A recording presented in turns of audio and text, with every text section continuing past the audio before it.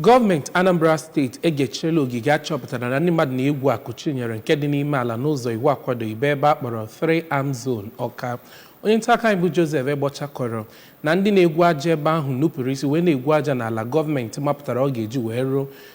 obi gọọmenti rụkwazie ebe obibi gọọmenti ya na ogbe ndị ọrụ iwu. Kiri ka aka nha n'uju.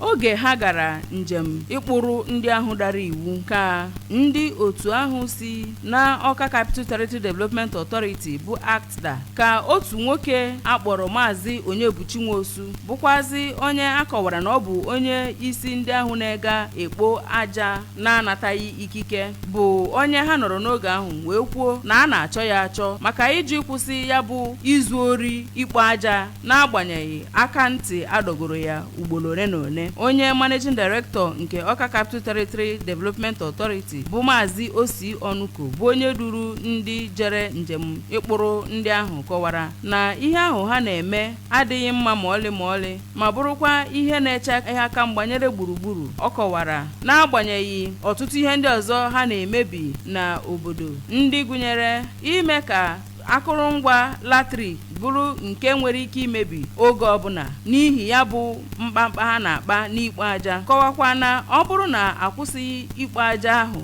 nke ha na-ekpo n'oshi na ọ ga-emebi ọtụtụ ụzọ awara arụrụ n'Ọka bụ nke ọ kọwara na ya agaghị ahapụ ka ọ gaa n'ihu naanị maka ebumnobi na nnwere onwe mkpụrụ mmadụ ole na ole.